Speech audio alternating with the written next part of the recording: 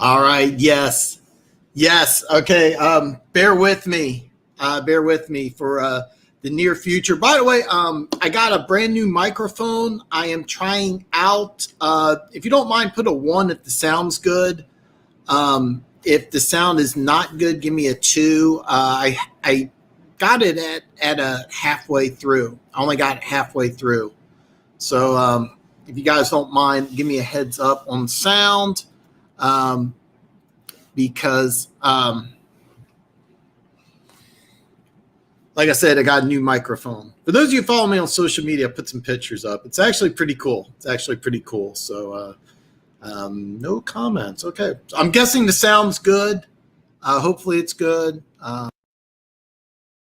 Leave. Yeah, I think this. Okay. I'm going to just go. Um, First off, you know what, James, I'm gonna be right back. I'm gonna be right back. Be right back.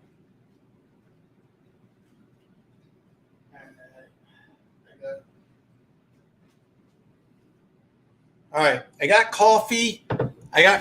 I'm jacked up. I had an energy drink about 30 minutes ago, but I needed coffee. I have a nice upgrade on microphone, so the sound should be good. All right, before I start, I got trolled last week. It's a popular thing that people are doing to white YouTubers. They're trying to say that, hey, you look like Nick, and then the last name's Gurr. It's something people are doing to try because it sounds like the N word. I don't have a sense of humor about this. They were reported and blocked. So I apologize because I didn't get it till a couple hours after the show. I was like, who is this guy? And I realized that it was a joke. Again, I apologize if I offended anybody. I went back and listened to it. I did say the word once, but I owe you guys an apology. If I offended anybody, hopefully it didn't sound like it. But anyway, Denver Gator and Funk now have wrenches. I trust them. As of right now, they're the only two that I'm going to give wrenches to. But as the show grows, there's going to be trolls. I mean, that just happens. The show gets popular. You're going to have trolls that come in, and other moderators will be added. Just right now, I'm only going to have them two. But it's going as the show grows, more and more wrenches will be handed out. But I trust these two guys. And I also really apologize for what happened last week. Another thing I gotta say is that I made a mistake I made a couple of mistakes in my videos, my draft videos. First off, I was going through social media and I found out that the trade happened before the pro day.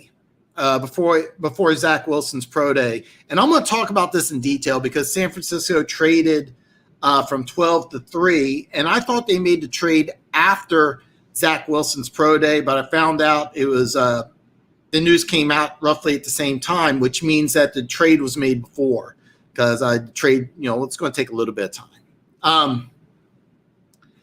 I'm going to stand by this. I'm going to go into a little detail later on. But I'm going to stand by that the only reason San Francisco made this trade is because they know who the Jets are taking it to. And I'll go into more detail about that. I also made a mistake on my Raiders video. Derek Brooks was a first-round draft pick, not a second-round draft pick. Here's the deal. Somebody wrote in about two 15,000-word comments, no sentence structure, no punctuation, no nothing. It was just 15,000-word run-on sentence. I'm not a grammar Nazi. I don't care. But here's the deal. If you call me names in the comment, at least get your facts straight. Yeah, I was wrong. Derek Brooks was the 28th player chosen in the draft. He wasn't a second-round pick. But his size prevented him from going higher, and that was the whole point. I think JOK reminds me a lot of Derek Brooks. It's fair comparison.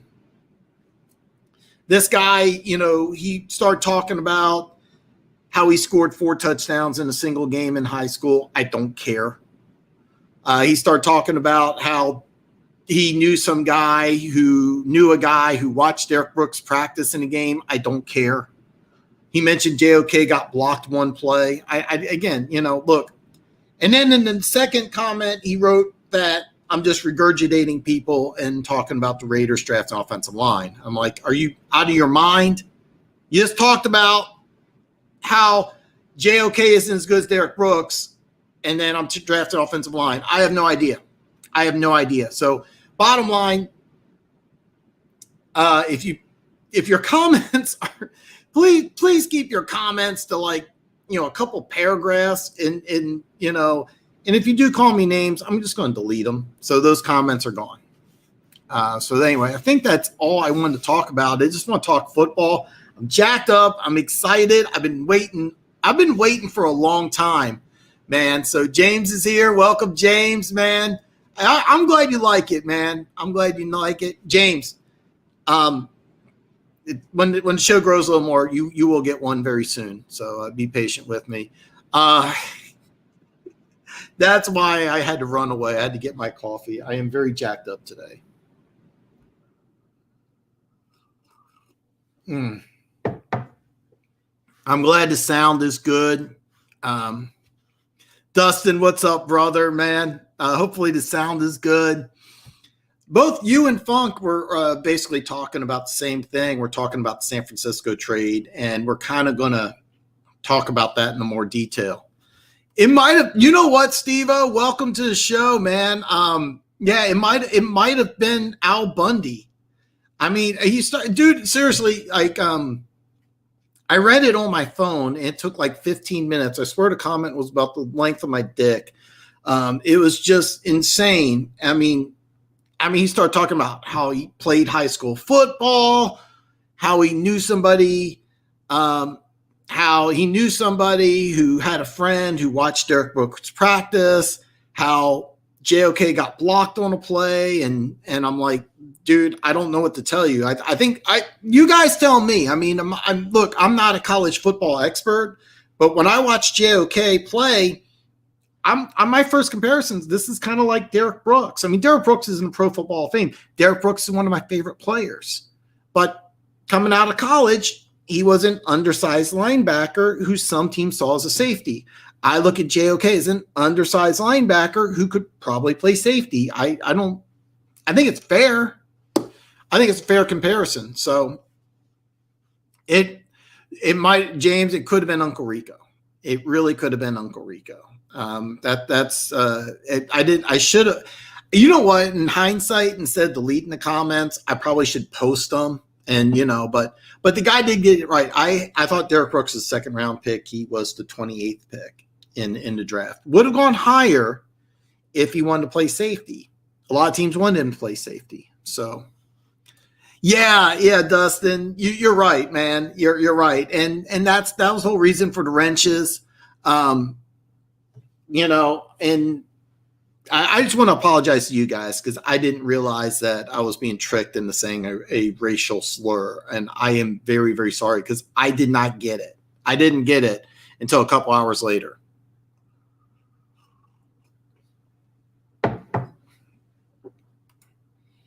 Yeah, dude. Yeah, you know what? I shouldn't have deleted it. I should have left it up there and let everybody look at it. Because, seriously, most of the comments, the long comments are 2 to 3 paragraphs. This was just one run-on sentence that was. I'm serious. I don't think it was weed. I think he was coked up or something. So it was really weird. Then you tell me, man, James. You tell me. Doesn't JOK kind of remind you of Derek Brooks? That's you guys tell me. Because when I watched him play, I'm like, yeah, he's kind of like Derek Brooks. If it's wrong, that's fine. That's fine. I'm going to be very clear. It's fine. But I'm just telling you what I see. And this is never going to be a show where you have to agree with me or I'm going to block your comments. This is never going to be that type of show. Never. But when you start name calling, and then after he made that first comment, then the second comment, he accused me of regurgitating ESPN and talking about the Raiders offensive line. And I'm like, are you out of your mind? I talked about in the video how the Raiders weren't going offensive line. But so, yeah. Yeah, that's the funny thing is that he said he had a friend who knew somebody who watched Derek Brooks practice, and they start talking about high school football. And I'm like, dude, I don't care. I really don't, man. Exactly, Steve-O, 100%. And if I'm correct, JOK, I think JOK actually, it was either 220 or 225 at his pro day. Here's the thing. Here's the thing. I leave work. I work from home. So as soon as I get off work, I walk 5 feet. I'm thinking about changing the show to starting at 7:15. So I might do that because I like keeping things uniform and the same, but I might take a 15-minute break. That way I can do a little bit of show prep. That way I can give you guys information because JOK did have his pro day. I had some information. I don't have it in front of me, and I don't want to do the research. Okay, 221. Derek Brooks is 220. I think it's a fair comparison.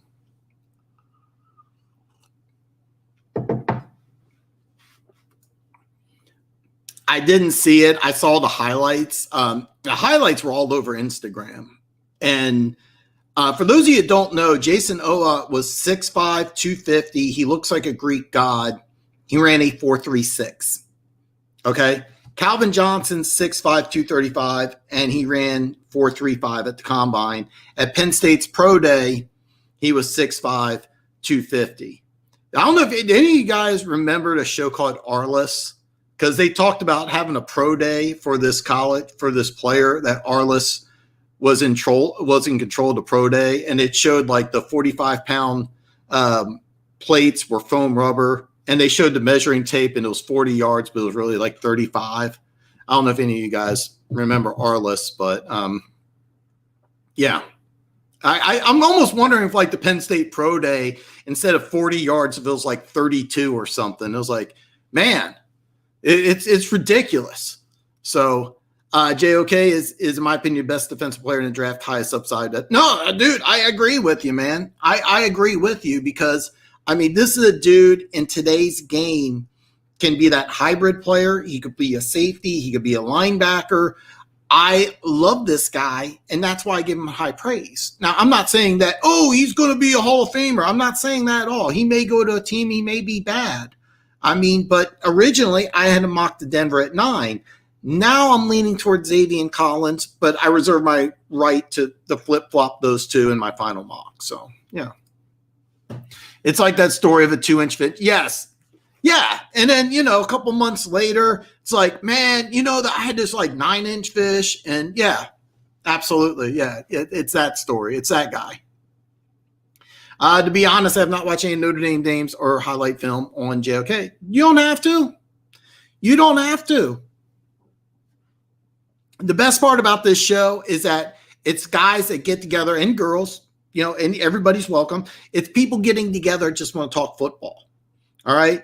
I brag that, hey, I know my football because I put on, I went ahead and I gamble. I put my money where my mouth is. And that's why I consider myself knowledgeable about footballs because, hey, look, I'm putting my hard-earned money down on these games. So I have some knowledge and also make a profit. So, hey, this is why I have a show.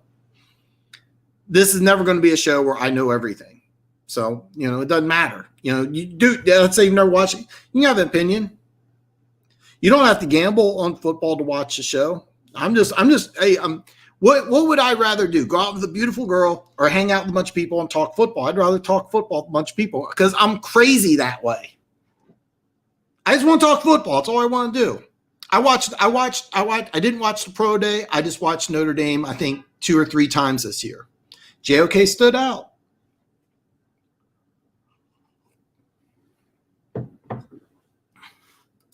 I forgot about Thomas Davis, man. Yeah, Thomas Davis was a little dude.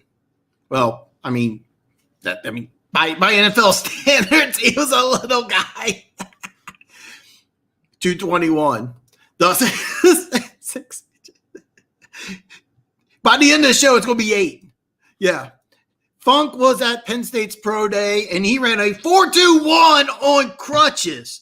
the Exos Academy, I ran a 4.49.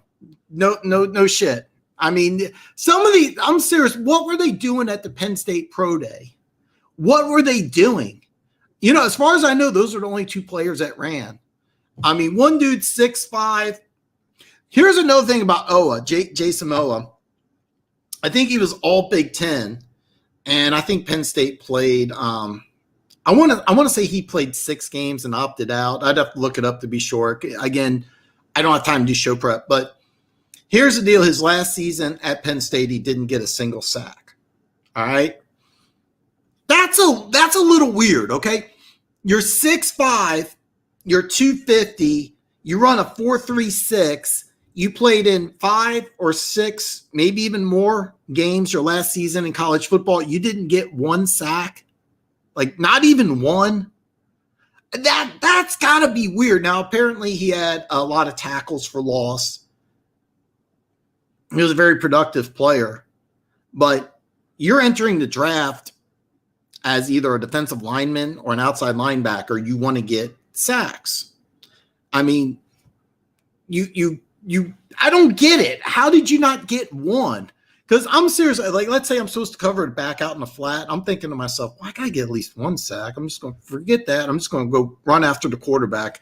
Because if you run a 4.36 40 and you're playing defensive line or outside linebacker, how do you not get any sacks? It's just weird. There seems to be a growing the Exos Academy. This is a true story. Okay. I was looking through the Exos Academy. They had all the players listed. The very first player they had listed was a defensive lineman. He ran a 4.63, and I just stopped. I was like, no. Funk, don't be that student. Funk's got the wrench now. He can do whatever he wants, man. More wrenches will come out. JOK, yes, absolutely. Absolutely. You know what? I messed up in one of my videos, or no, one of your comments. I meant Jeremy Chin and I said Taylor Moton. I have no idea where I got that. I get names mixed up, but you're right. JOK's like Jeremy Chin, and I love Jeremy Chin coming out. There was another guy New England got, and I'm drawing a blank on his name, that he's supposed to be that new hybrid type of player. And you're going to see more and more teams using these type of players.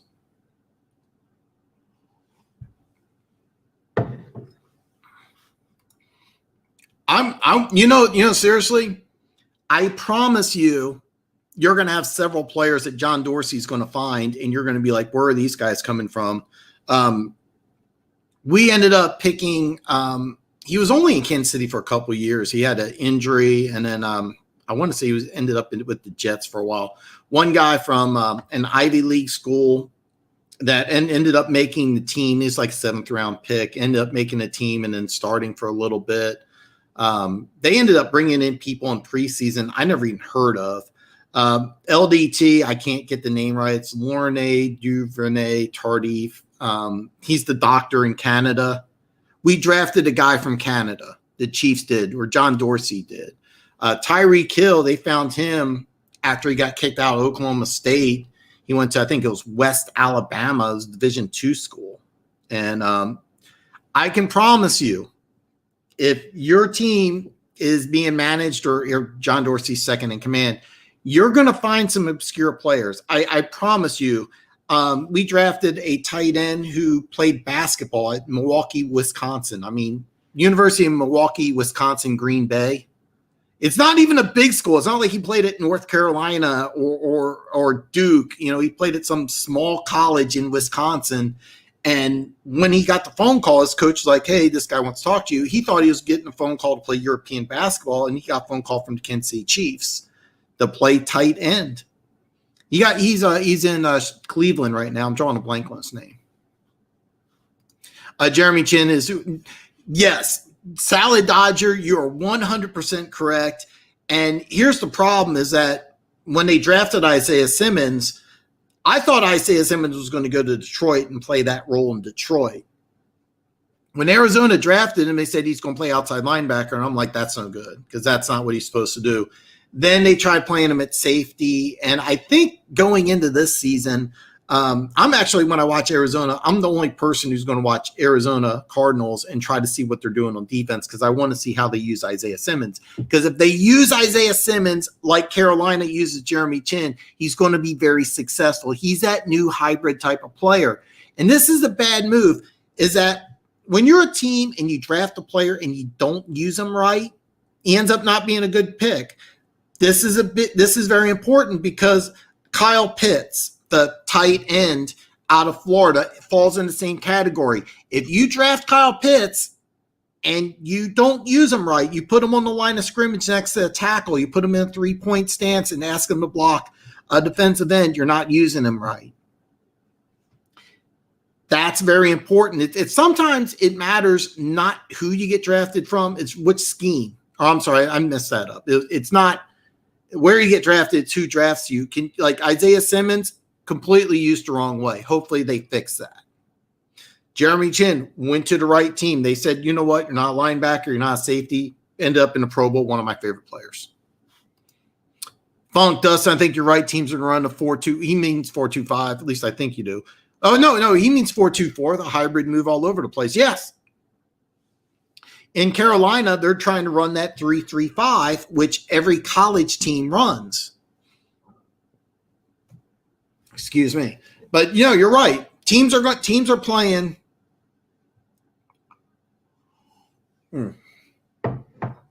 Teams are either going to play a 4-2-5 or a 3-3-5, and that back five is going to be all over the field. And that's how football's changing. Right now, teams still use a base 4-3 or a 3-4, and then sub-package nickel, which most teams play 60 to 80% of the time. It's going to be coming really soon where teams are going to run a base 3-3-5 and a base 4-2-5. And then the 3-4 and the 4-3 are going to be sub-packages. So, but no, you're right. This is the way it works. And you got to draft those hybrid players. That's why a guy like JOK could go as high as number 9. In this latest mock draft, I have him falling all the way to the Raiders at 17, which sucks for me because I'm a Chiefs fan. But I think Xavier Collins, who I haven't seen, I think his pro day is either today or tomorrow. Currently, I have him at 9. I may change that a while. Yes, I watch football. Hey, that's why you're here, man. It is why you're here, man. I'm glad you're here, brother. I'm glad you're here. Yes, Chinn was used right. Simmons was used wrong. You tell me, if Isaiah Simmons went to Detroit, would they have used him right? Would Patricia used him right? I think they would have. I really think they would have used him right. Would have prevented him from getting fired? Probably not. Exactly right. And DN and the scheme are all going to be more like Javian Collins. I think so. And then you're also going to have defensive ends like Derek Brown. Derek Brown's a 5 technique who can move inside in sub packages. You're going to have those type of players. And then you also have Gator Gross-Matos, who is basically a 3-4 outside linebacker. He's being used as a linebacker / end. You kind of get creative with how you use players like that. Defensive end will have to cover in that scheme. The scheme that you're trying to use in Carolina, not so much, but in this positionless football type of game, you want to have either smaller defensive ends. Derek Brown plays defensive end in that 3-3-5. He's not covering anybody. He's one of my favorite players. Dustin, those teams will be 3-3-4. Carolina runs both. Brian Burns, I was really surprised because I didn't think Brian Burns would fit into that defense, but Carolina's used him right. Carolina really used him right. I was pretty high on Burns during the draft. I was not. I was not. I was worried he was going to be too small.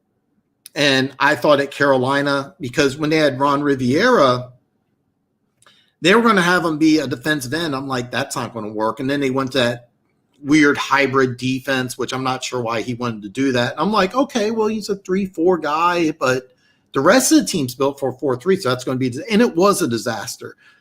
But give kudos to the Carolina Panthers and their coaching staff because they're doing things – I think they're doing things the right way. It was funny. Me and Dustin were chatting in the comments section of one of my YouTube videos, and I thought that they're doing everything the right way. Then all of a sudden they had all these weird backloaded contracts, which don't make a damn bit of sense. Jabril Cox is another hybrid you may be thinking about. I got to watch more Cox. I really do, because I know Funk's really, really high on the guy, and I got to watch more of it. Carolina's weird. They run positionless players so they can play. Yes, exactly. And here's the deal. This is exactly what they did at Baylor, and this is exactly what they did at Temple. Matt Rule brought his defensive coordinator from Temple to Baylor to Carolina. The same defensive coordinator's been with him for 7 years in college and now year one in the pros. And they're going to build that flip-flop defense where they're going to run a combination of 4-2-5, 3-3-5. And that's why they used all defensive players in the first draft, because they're going to run a college type of defense, but it's a very complex college defense. It's a boom or bust thing. And so you have to use a lot of draft picks. All right. They used the whole defensive draft last year. And they also got to change some things, because they got to tweak it to adjust to the NFL, to the NFL offense, which is completely different in college, because in college, teams basically run between 4 to 8 plays. In the NFL, it's completely different. So, I mean, there's going to be some tweaks along the way, but I think they're doing everything right. And then you told me about all those backloaded contracts, and I'm still trying to figure out why. The only thing I can think of, Dustin, is the reason why they're doing that is because they're just trying to cut all those guys. And it doesn't make any sense. It doesn't make any sense, because they're going to have all this dead money. And the only thing I can think of is, do they have all the dead money with a bunch of rookie contracts? Maybe. But it's not, it just doesn't make a lot of sense. Everything they've done so far, except for the backloaded contracts, has been really good. Kyle Duggar, yes, that's the guy. Really high on him. I thought there was a chance Duggar may be better than, I want to say Moten. I have no idea why I'm thinking his name's Tyler Moten. The Carolina player, we were just talking about him. Jeremy Chin. I have no idea why I want to call him Tyler Moten. I love Jabril. Dude's one of my favorite dudes in the draft. Everybody's got draft crushes. Everybody's got draft crushes. And I need to watch more of them. Luke Kuechly has changed how linebacker has played, in my opinion. I don't think he did anything really different. I mean, be honest with you, in that defense, it's a very similar to the Tampa 2 type of defense. I just think he played. So I remember when he was drafted, I was like, well, this is a reach. This is a guy I just don't know, because he was such a great athlete at Boston College. Is he going to translate to pros? It did. It really did. I don't know if he really changed the game, though. That's the only thing. I don't know if he really changed the game, but God, he was good. To tell you the truth, I think he would actually be better in the current system that Carolina's running than he would be in oh man, I'm having a lot of brain freezes today. Ron Rivera's system. I actually think he would be better in this system. I really do. I think Kuechly, when he won defensive MVP, but I think he would be better in this system. But again, this is a show you can disagree with me. You 100% can. Is it possible Giants draft 2 wide receivers in this draft or none at all? Yes. I think they're pretty set on receiver after signing Galladay. Evan Ingram went to the Pro Bowl. Sterling Shepard's pretty good. I'm drawing a blank on the third guy that they have. I'm sorry, I'm drawing a lot of blanks. But I really, really like the receiving core now. Saquon Barkley's probably, if he plays 17 games, which questionable. But if he does, he's probably going to have 80, 90 catches. So, yeah, I'm drinking lots of coffee.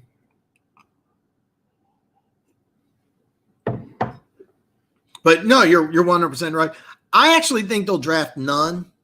They only have 6 draft picks, and I think that they'll use that first pick on a pass rusher, whether it's Osai or Ojulari. You could go either way. I kind of like Osai because he's a little bigger, and you could be a little more creative with him. He could be a guy who could play linebacker, or he could just put his hand in the dirt and be a defensive end. what Dustin brought up earlier was that you want your defensive end to like go back into coverage a little bit, like you would in that 4-2-5, 3-3-5 hybrid type of defense. Osai, I think, would give you more flexibility because Ojulari, you don't want him to play defensive end in the NFL. Osai can. And that's kind of why I see Osai over Ojulari. But since the Giants only have 6 draft picks, I think that they're going to use the picks for the specific position groups. It wouldn't surprise me if I think they have like 2 picks in the 6th round, none in the 5th, none in the 7th. I don't know off the top of my head. It wouldn't surprise me if they use a late round draft pick on a wide receiver. It wouldn't surprise me at all. But I don't think that they're looking into the draft in the 1st, 2nd round and saying, okay, we need our wide receiver here. I don't think they're doing that. I think they're very happy with Galladay and Sterling Shepard being the number 2 up their Pro Bowl tight end, plus a running back who ideally will have about 70 to 90 catches if he's healthy. And that's just a Jason Garrett offense. He likes throwing to the running back. And why not? He's the best player on the team if he's healthy, and that's a big if. Funk says, I don't know if it's Luke over the NFL inheriting more of a college offensive scheme. And that's another thing is that college, the more college is infiltrating the NFL, it's more the schemes. You know, the run pass option is now being used by more and more NFL teams. The hurry up offense is being used. Every team runs a variation of hurry up offense. But the one thing is, though, the NFL is a different game than college. But college and high school are still the same game. It's just bigger, stronger, faster players. But the NFL is still different. It's always going to be a little more complex. I don't know if that's your answer or just me ranting because I'm super jacked up. Collins could be Brian Burns. I think so. I have a huge man crush on Xavier Collins. I love this kid. And it sucks because I got him going to Denver of all places. But my Clemson defense is you know, Clemson's just putting tons of players in the NFL. It's crazy what they're doing. Collins doesn't have the aggression Burns has. Well, Collins isn't a pass rusher either. Burns is just a pure pass rusher. And I was worried that he wouldn't be a perfect fit as a defensive end because when he was drafted by Carolina, they're running that 4-3 defense that Ron Rivera wants to run. And then he announced that they're going to do that hybrid type of thing. And I was like, that's great for Brian Burns, but what about the rest of the team? But I didn't answer your question, I don't think. But knock on Burns was lack of aggression and too much finesse on his pass rush. I actually thought the issue with Burns was could he stay healthy? Good athlete, but at the time also Florida. There was a weird story as like I want to say it was like defensive ends who were, I think because he weighed like around 240 and in his pro day he bulked up a little bit. It was basically a size issue. So is there any honey badgers in this draft besides Ardaeus Washington? There is, and I'm drawing a blank on his name. I'm actually going to look it up real fast because I have it right here.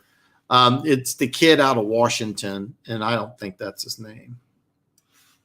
Now I'm drawing a complete blank on the kid's name right now, and I apologize. Elijah Molden. Okay, and I had to look that up and that memorized. Elijah Molden, who can do a variety of different things. He's probably going to be a nickel back, but University of Washington, which has been producing a lot of NFL defensive backs, he could be like a safety kind of hybrid type of player. Some people believe the kid out of Oregon, Javon Holland, could be that type of player. He's basically a corner who people think is just too slow and it's going to be a safety. But if you had to say, give me a player like the Honey Badger, that's pretty rare, but I would say Elijah Molden. Some people say that. So everywhere I see mocks, I see all of the Ohio State Justin Field fanboys coming to Wood saying Justin Fields is the best thing since. Okay. I think the Jets are going to take Fields. All right. I think the Jets are going to take Justin Fields. That's been my mock. I have Zach Wilson higher. I stand by that. I also stand by San Francisco talking to the Jets and the Jets saying, we're going to go with Justin Fields. So San Francisco traded everything they have to try to get Zach Wilson at 3. Now, Funk had an interesting scenario. He said, well, look, San Francisco, when they went to the Super Bowl, they had George Kittle, and they were getting very creative with George Kittle. Why not keep your quarterback as the same guy and give him Kyle Pitts? And that would make sense because San Francisco calls the Jets, and Jets are like, hey, look, we're in love with Pitts. We're going to take Pitts. So it's going to be Trevor Lawrence, Kyle Pitts, and then you could take whoever you want at 3. I'm going to read some more comments, and I'm going to touch back on this. This is me. I have Fields as my number 3 quarterback. Fields or Lance can tie for 4, and then Mac Jones is my number 5 guy. And then I really wanted to say this in my Washington football team video. Kellen Mond might be a possibility for Washington. He's number 6 for me as far as quarterbacks. So anyway, I'm gonna read some more comments. We'll touch base on that here in a bit. And exactly. And this is what I love about Carolina, and this is why I really thought Carolina was going to do something really, really big. This is something I was really, really excited about because I really thought that they were doing something very creative, very innovative. By the way, this type of innovation, don't get excited, but this reminded me a lot of the Dallas Cowboys when Jerry Jones first took over and Jimmy Johnson, because Jimmy Johnson was doing something different. It reminded me of the same things. They even told me about all those backloaded contracts, and now I'm like, what the hell are they doing? It didn't make any sense. So yeah, I agree, and I love what they're doing, and I'm kind of excited because, okay, first round they're probably going to go with quarterback. Okay, that's my mock draft. I'm going to stick to it. What are they going to do in the second and third round? Because I can see them loading up on offensive players, and I want to find out who they're going to take. It's going to be fun. Carolina's become a team that's very interesting to me all of a sudden. Dustin, that was my point. I don't see any aggression out Collins. Okay. Yes, I keep hearing that. I watched him play, and I was very impressed with him. Fields missed on 10 of his 12 verticals, only hitting 2. Really? Okay. Full disclosure, I didn't watch the whole pro day. I saw some highlights, but this is a fact. Everybody agrees the greatest quarterback pro day in the history of pro days will forever be Jamarcus Russell. Nobody had a better pro day. Nobody will ever have a better pro day than Jamarcus Russell. Lamar Jackson, I watched his pro day. He had a bad pro day. Some people are like, no, he had a good pro day. He missed like a couple screen passes. I mean, and why you even have a screen pass in a pro day, I don't get, but he missed a few. I mean, you could see the athleticism, you can see the arm strength, but Lamar Jackson did not have a good pro day.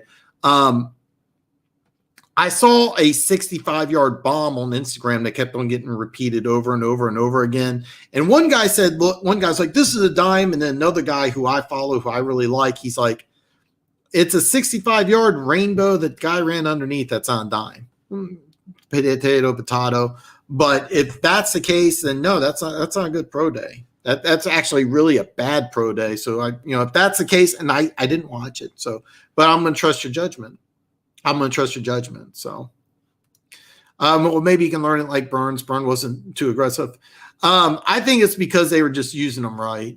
UCF Jaguars, man. You know what? If this is the same YouTube show that does the Jaguars, I'm a big fan. Long story short, anyway, I had to drive, and I listened to it because I was driving.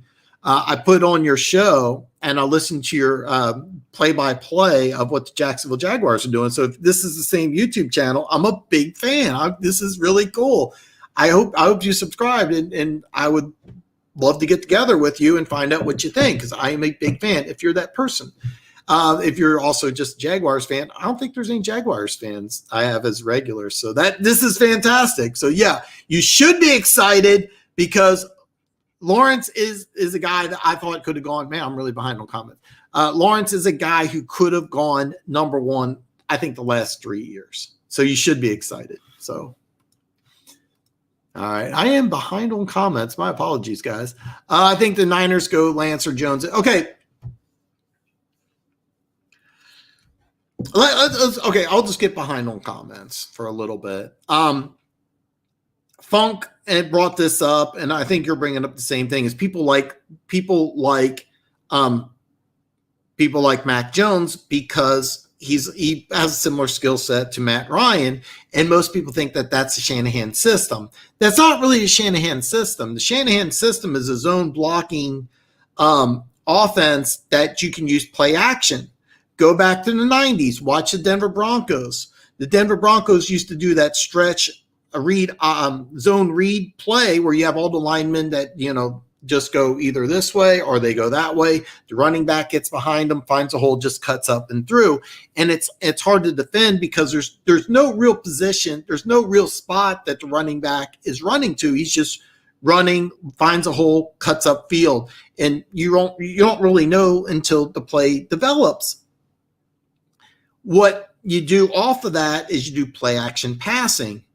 And then you do layers. It's actually a variation of the West Coast offenses because it's what's different about it is that the linemen move to an area. So what you do is you use play action pass. And so it was really built off of a mobile quarterback. So what Atlanta did is that Matt Ryan's not mobile. So this was a smart guy and he just instituted different variations, but they didn't take advantage of any bootlegs. Or maybe Atlanta did do a bunch of bootlegs, and I don't remember that. That's a possibility. But, yeah, the Niners could go Lance. They could go Jones. I really think that. But one thing I am 100% sure of, they know for a fact what the Jets are doing. Robert Saleh is there. Mike LaFleur is there. Yeah, one's an NFC, one's an AFC team. If these are both AFC teams or NFC teams, then no, they're not communicating back and forth. The 49ers 100% know what the Jets are going to do. That's why they made the trade. They are targeting somebody. I think it's Zach Wilson, but is it Lance? Is it Jones? Whoever it is, you're giving up 3 number ones and a number 3. And look at the division you're in. You got Seattle, which looks like they're getting better. You have the Rams, who upgraded in quarterback. Arizona, who signed J.J. Watt, and they got a young team that I think is getting better. You have 3 teams that are going to win double digits. You're not winning double digits, not with this team, and not if you're trading this much for a quarterback. So this is a big roll of the dice. So they better get it right. UCF Jaguar trade T-Law to Carolina. You know what? I kind of want to talk about Jacksonville quite a bit, but Moton is the right tackle we need to resign. I know. He's the right tackle out of Western Michigan. And for some reason or another, I keep getting him and Jeremy Chinn's names mixed up. And here's the deal. During the season, I kept on calling Trevor Lawrence Ryan Tannehill. I'm bad with names. However, this is a big deal. I also give dating advice, and that's always call your girl baby. Always call her baby. If you're bad like me and you get names wrong, always call her baby. So I give dating advice too. Never seen a guy who can cover Jimmy Graham and shut him down, then turn around and sack Drew Brees. Dude, I do.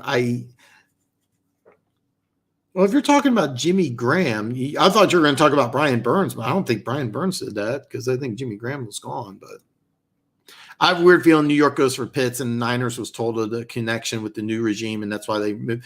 If that's the case, that makes sense. And to be honest with you, Pitts going to New York, I don't have it personally. Would not surprise me at all. It really wouldn't. Look what George Kittle did with San Francisco. The year they went to the Super Bowl, they had George Kittle. They had Deebo Samuel, who was often on injured. And then they gave up a 3rd-round draft pick for Emmanuel Sanders, who only played 8 games. Well, he had a couple playoff games. Does San Francisco reach the Super Bowl without Emmanuel Sanders? Maybe, maybe not. They didn't win a Super Bowl with him.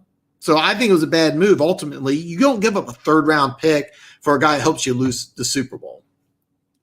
And I say lose the Super Bowl, it's not his fault, of course. But by the way, guys, I am just looking at StreamYard. Make sure you give me a thumbs up.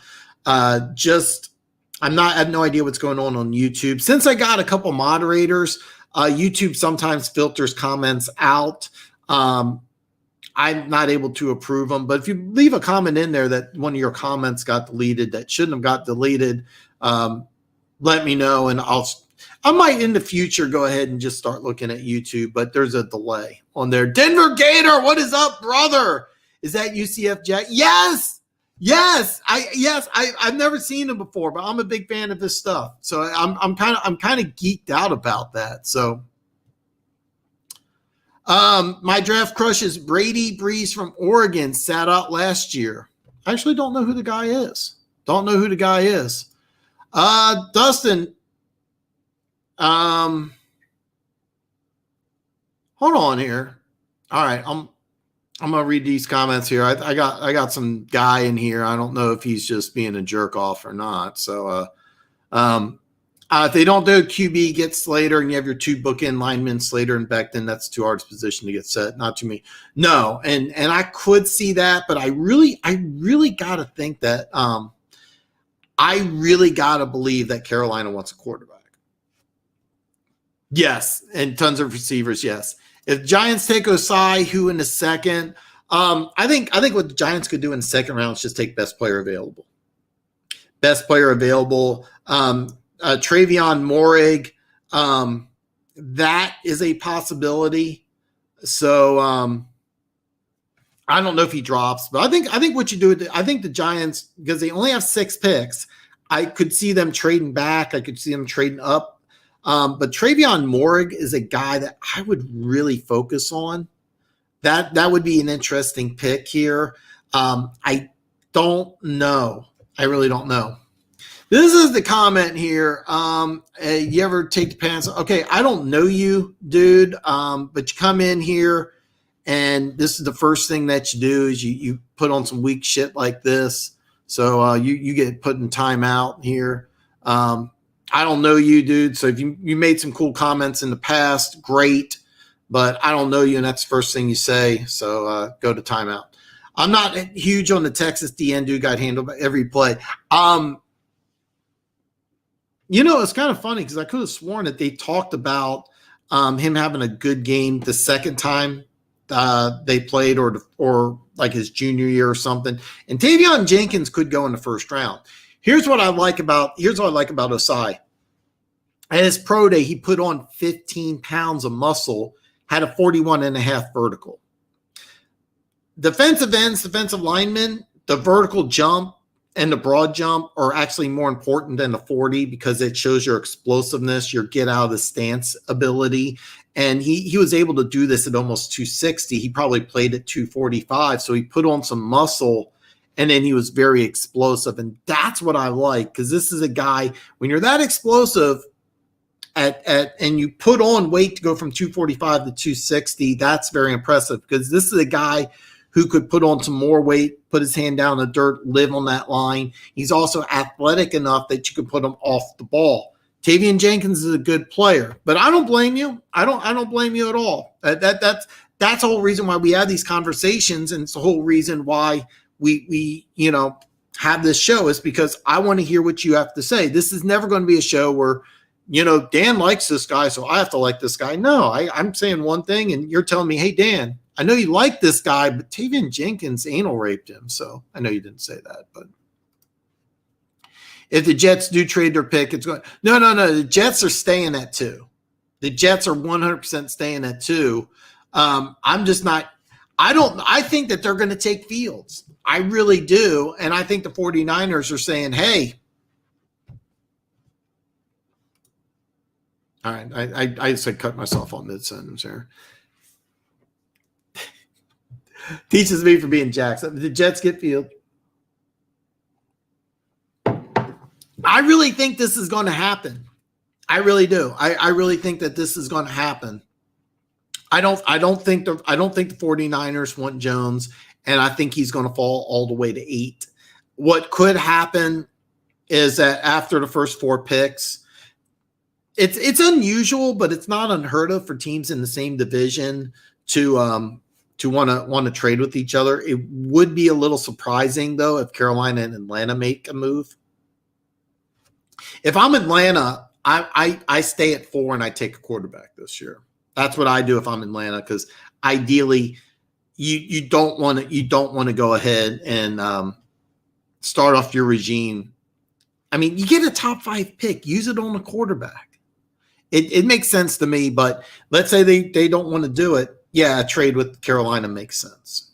So, but yeah, right now, Carolina, they take their quarterback at 8, and I think it would be a good move for Carolina. Do you think the Giants would go O-line in this draft, and if round, what so?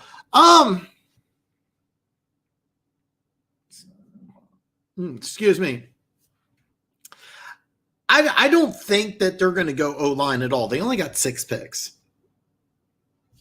They drafted 2 tackles last year. They got Matt Pert and they got Andrew Thomas. And then they get the guy who set out because his son had cancer last year. He used the COVID sit out. I'm drawing a complete blank on his name. But he's going to come back and be left tackle. All right. He's going to be the left tackle. Andrew Thomas is going to move to the right side. You got Matt Pert, who's going to be in competition he's probably going to be the swing tackle. And there's a good chance that I'm drawing a complete blank on his name, but yeah, Will Hernandez. You also signed somebody in free agency at center that I kind of like. My guess is that because if I remember correctly, here, let me just cheat real fast here because I know they only have 6 draft picks. Let me see here. So they're okay. So they have 1, 2, 3, and 4, and 2 in the 6. All right. My guess is either in the 4th round or in the 6th round, you're going to look at a guard. Tackle's fine.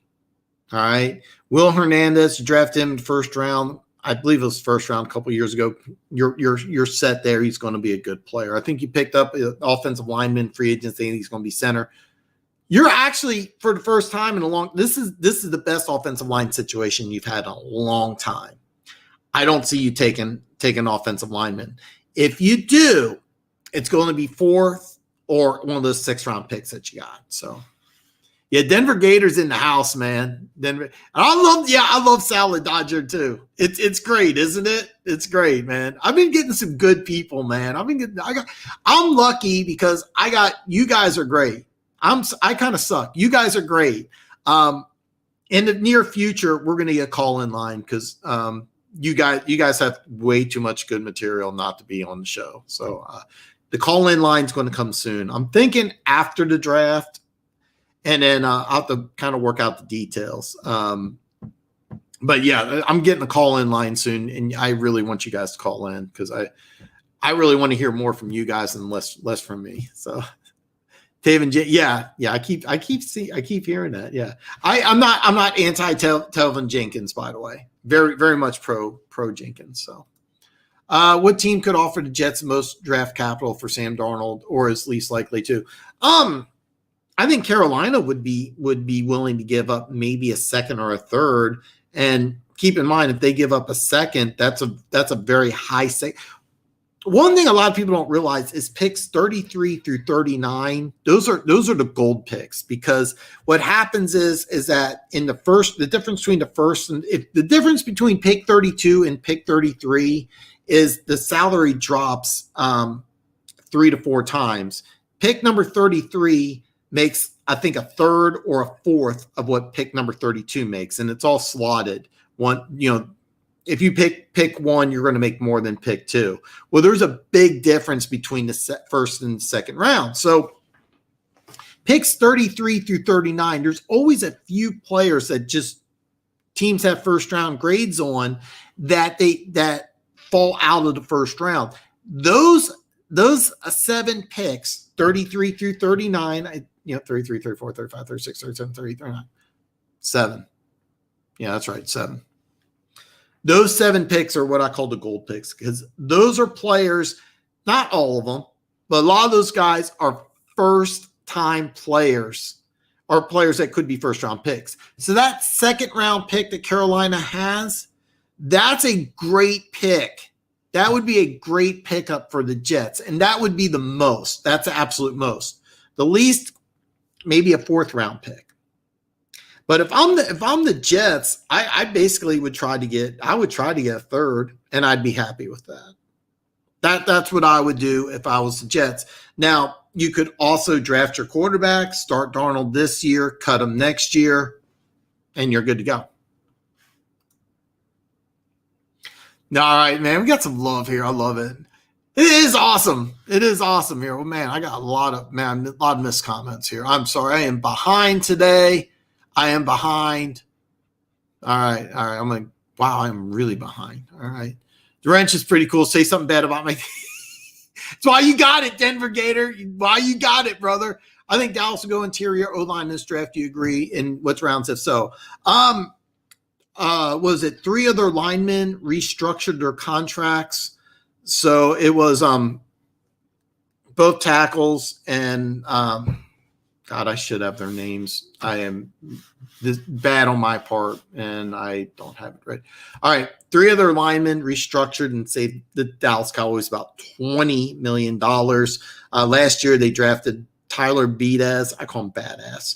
Out of Wisconsin. I thought he was going to be the starting center. He did play some, and there's a chance he will start. So Dallas will, if they're smart, they will draft offensive line, but it'll be late. It'll be probably after the 3rd round. Anything 4th round and later, I could see Dallas taking a swing at an offensive lineman. But I don't think that they're really anxious to go ahead and do a lot on their offensive line. If their starters all come back healthy, they have one of the better offensive lines in football. So I would say 4th and later. So I swear to the Cowboys. God.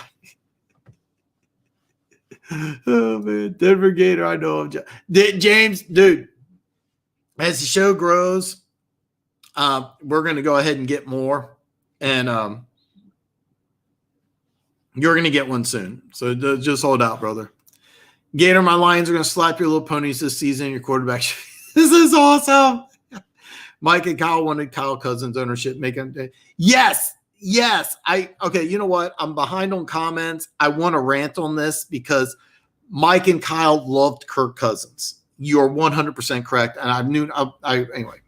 Alex, welcome, brother. No, hey, man, listen, I get it, man. I get it. I understand. It's great to see you. I know when football season kicks into high gear, you're going to be on here a lot, man. By the way, yes, you did. But as a Chiefs fan, I'm so glad that he's gone. I wanted Lindsey to be a Chief, man. Wanted him to be a Chief. Jets aren't trading down, then Wilson is the pick. You can get stud lineman receiver. No, you could. Most mock drafts have the Jets taking Wilson. I just think it's Fields. And at 8, there's a chance you could get Penei Sewell. You can get Rashawn Slater. You could get Devontae Smith. I mean, maybe you get JOK, have a couple hybrids there, and that would be so much fun. Not CJ Anderson. Ouch, Funk, week 7. I got a wooden spoon. I can't wait for week 17. That's going to be great. I got to be great. I would die if Carolina pulled that trade. Alex got the guy with the most heart. It'll be your starter week 1. He's a camp warrior. I don't know. They restructured. I forgot his name already. I forgot his name, so no. I hope not. I have not heard that. Salad, I doubt we get T-Law, but I think Carolina wins tonight. If Jones falls to 8, hands down, stability and clan franchises will always be just that. I think this happens. I think Jones styles for 8. A first for Jimmy? Are you guys? I didn't know. Just hit the thumbs up because I know what I missed was good. Welcome, Fantasy Football Pat. Is this Pete? Oh, man. What do I think of Javion Holland? To me, he looks like the next Xavier Howard. Well, I don't know, man. I mean, I'm looking at ESPN, and ESPN has him listed as a safety. I didn't see his pro day. I want to know what he ran. If he had a good 40 time, he's not going to play safety. He'll play corner, and he could be. He could be. I didn't see it. Brady, Breeze, no way. All right. Dan, I put the guy in timeout and Gator. Oh, dude, sweet. Yes. Already paying off. This is awesome. Thanks, guys. Funk putting a wrench to you. This is awesome. I would take Sewell and Owa in the first if I was the Jets. Bucky Brooks of the NFL Network had exactly that. Now, this was before the 49ers trade, but I wouldn't do that. Now Owa makes a lot of sense. Owa makes a ton of sense. And I'm going to have my Jets pick in a little bit, so I'm not going to say who they're going to take, but Owa makes a lot of sense. If you draft Sewell, then you got to move. Okay, last year they drafted the big tackle out of Louisville. He's the 11th pick in the draft. He's like 6'9", 370, and he played at left tackle, and he was the best player on the team. You move him to the right side, or you take Sewell and you draft him at the right side. Another thing is that Sewell at his pro day, his arms were really short, but he was like over 6'4", but the arms were, I think, 33 or 32, real short arms. Lots of people don't think it's a big deal. It is a big deal. It's a major big deal because I think those arms actually move him away from being a stud left tackle. I think you got to move him inside or move him to the right side. So if you do take Sewell, I think you put him inside or you take him on the right. I'm drawing a complete blank on the tackle the Jets spent the 11th pick on last year. He was a really, really good player. He was the best player on the Jets last year. And so I don't know if you do that, but if you did, you get bookend tackles. You got Darnold, and Owa would work perfect in this defense. Philip Lindsay is amazing. Can't wait to watch him with the acquisition of Mark Ingram. I forgot about Ingram. We got a good running back core with D. That's it. D. Johnson used more as a wide receiver. You are correct. You are 100% correct. Fantasy. I think it's Pete, man. I think it's Pete. So I may be wrong. I like Holland. He's a Kentucky linebacker, right? If I remember right, he aced the combine. Same guy I'm thinking of. Gary, I agree with that comment. If they don't trade back, but they could get Slater at 8 and get more picks from Carolina. You know, Carolina, if they don't like Mac Jones, or if he's not available at 8, I could completely see them trading back. And the thing is, though, if they trade back, offensive line would be a position. Kellen Mond would be really good. I have a man crush on him. So, man, thank you, Funk. I know I'm behind. How far? Okay. I'm about 15 minutes behind. So I apologize, guys. By the way, I have no idea what's going on YouTube. Make sure you give me a thumbs up. I've earned it. And maybe I haven't. Maybe I haven't earned it. If you want to give me a thumbs down, that's okay. But I'd prefer you give me a thumbs up. I think this is Pete, man. I hope so, man. It doesn't matter. It doesn't matter who you are. I'm glad you're here. Could the Giants trade down if they go online? Absolutely. I could see a Giants trading down no matter what because they only got 6 picks. And the thing is, I don't think the Giants need that much. I think they need to add to an edge rush. Maybe a safety. And then you could go O-line if you think it's a hole. I don't think it's a hole. You get your starting left tackle back. Andrew Thomas moves over to the right side. Matt Peart plays the swing tackle, maybe even competes with Andrew Thomas for start on the right side. If so, because Andrew Thomas was 4th pick in the draft, that's a major miss. Will Hernandez, former first-round pick, really solid.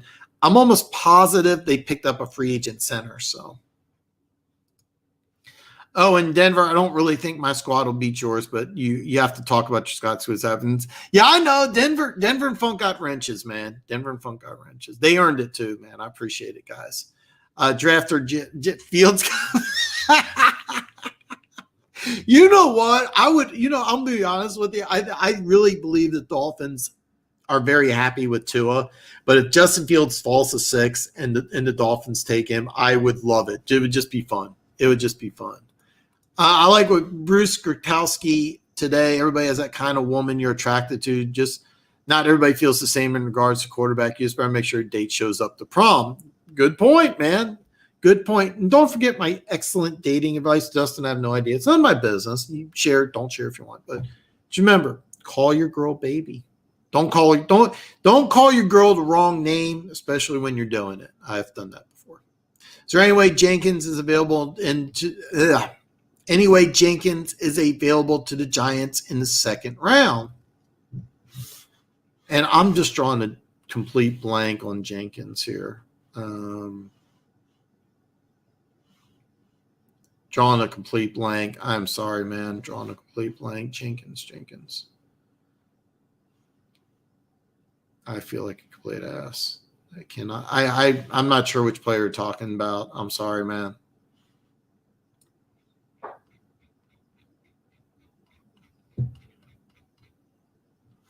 I'm sorry, dude. I'm drawing a complete blank, Gary. What position, school, something like that. I apologize. Texans are going to trade Watson. Stuff happening with him seems too much. He definitely won't be able to play a bunch of games. It would be better to trade and get draft capital right now. Okay. I disagree. Because of the situation that's going on, you can't trade him. All right. No team's really going to be interested.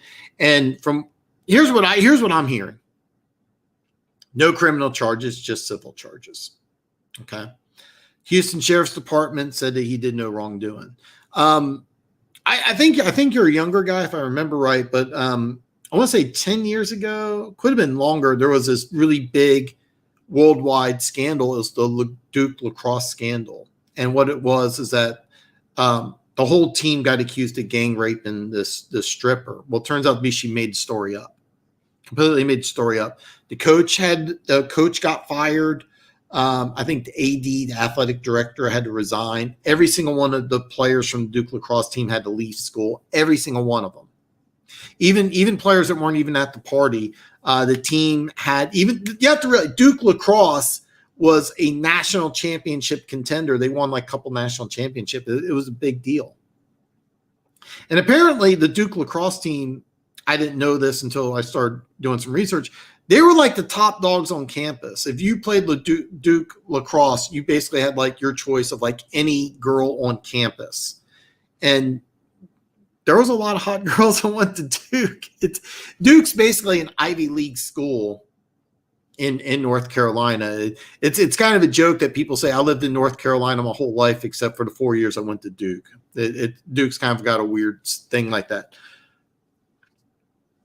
This story is made up. Here's what I 100% believe is going to happen. Watson's not going anywhere. He's going to be cleared of all these charges, and it's going to come out that it was a hoax. That's what I think.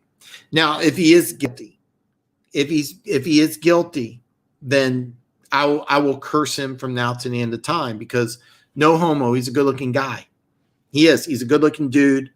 He's worth 9 figures.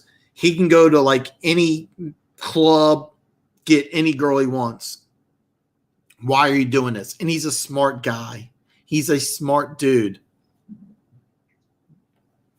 So he's a smart guy. So why would you do this? Here's the deal. The lawyer who's pressing all these charges came to him. He said 6 figures, this all goes away. And he said no.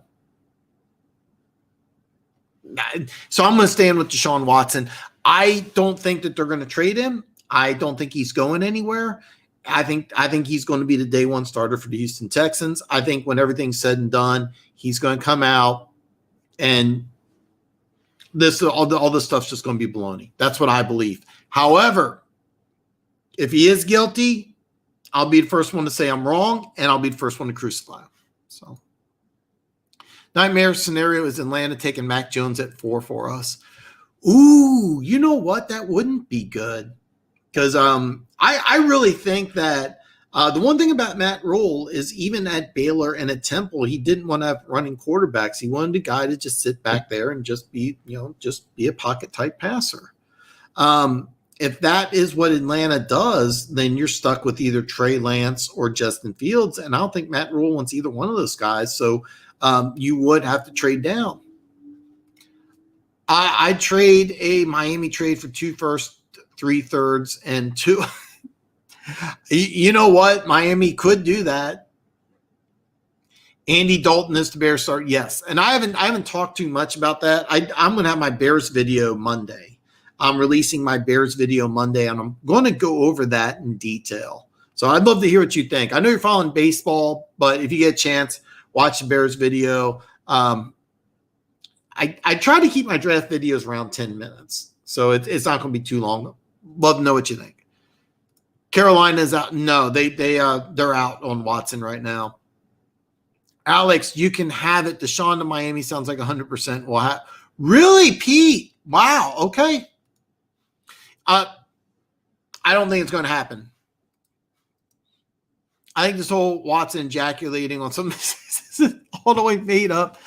So the way the Texans trade him away, it's kind of a coincidence he wants to be traded. You know what? Lots of people think that the Houston Texans are responsible for this story.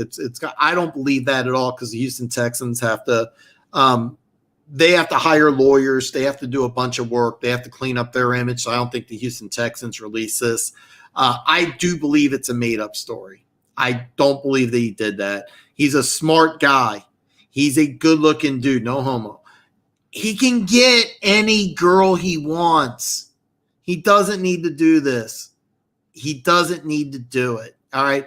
I'm going to tell you this. He's been warned about this since Clemson. All right. Clemson, they require their players to have like, I'm going to call it sensitivity training because I can't think of what they're doing, but they have classes that they go under. This is back in Clemson. He had to take classes of how to deal with the media. Watch out for inappropriate behavior. The NFL has a rookie symposium where they go over personal conduct policy, finances. They do a lot of stuff. The NFL does more than any other organization for players who are rookies. The Houston Texans, matter of fact, watch Hard Knocks. The Houston Texans Hard Knocks. Deshaun Watson wasn't there. And one thing, and this is something every NFL team does, but the Hard Knocks with the Houston Texans with Bill O'Brien, I'm sorry, Alex. One thing he did, and all teams do this, is he pointed to a player and he said, what do you say when somebody asks you about somebody else? And they already had all these pre-planned responses. He learned, he was warned in college about this. He was warned in the NFL rookie symposium about this. He had to be, I know for a fact he was warned by Houston Texans. I don't believe there's any way he did that. So, all right. Slim chance a lot of teams towards the end of the first round could use OT. Okay, you think at the end yes. And here's the thing. I think there's a lot of teams late in the first round that are trying to get out. I think Kansas City's one. I think Tampa Bay's one. It wouldn't surprise me if Green Bay tried to get out. Same thing with Buffalo. I think there's about 4 or 5 teams late in the first round that really want to get out. I think at this point with the situation Washington's in, getting the best trade available right now should be the deal. Best trade partners, Miami. I get where you're coming from, man. Listen, I get where you're coming from, but I am really behind on comments. I am really sorry, guys. I am really behind. Okay. No, I get what you're saying, Alex. I 100% get what you're saying. I don't think Houston's going to.